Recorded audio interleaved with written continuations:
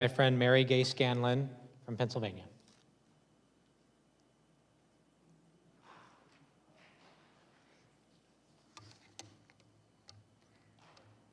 One year ago, when we returned to the House floor to certify the 2020 election, I was driven by two emotions, anger and determination.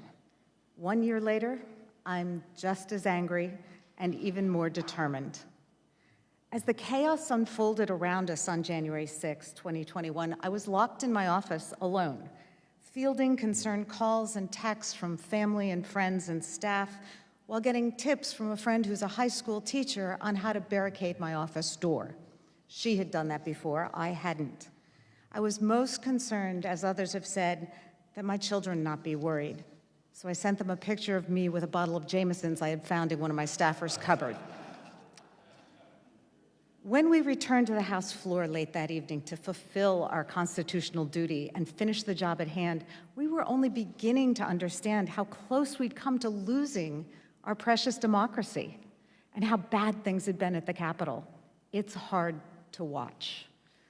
America survived a coup last January, but just barely, and only because of the strength of the members of this body and the bravery of the law enforcement officers who threw themselves into the breach that day.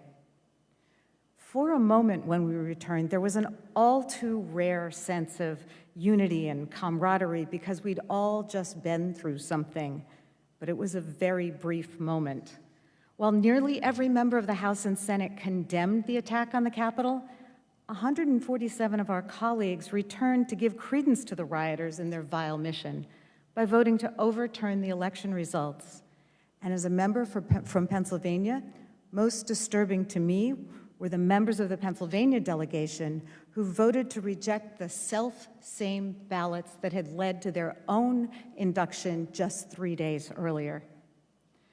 There can be no unity without a shared truth. The former president, members of this chamber, right-wing media personalities, and social media accounts have spent the past year doubling down on the big lie.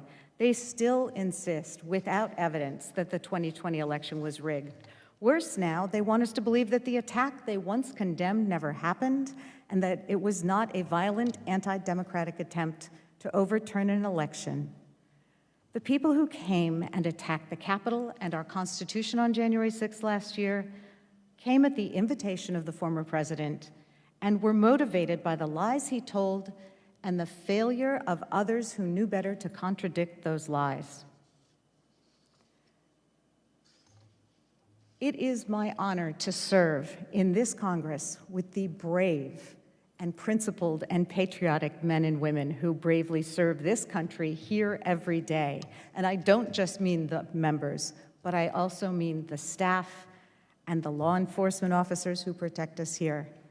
I pray that in the coming year, we will see the heroic fruits of the labors of the January 6th Committee lay the groundwork for truth and reconciliation for our entire country. And in closing, just God bless this House. God bless all who serve here, and God bless America. Thank you.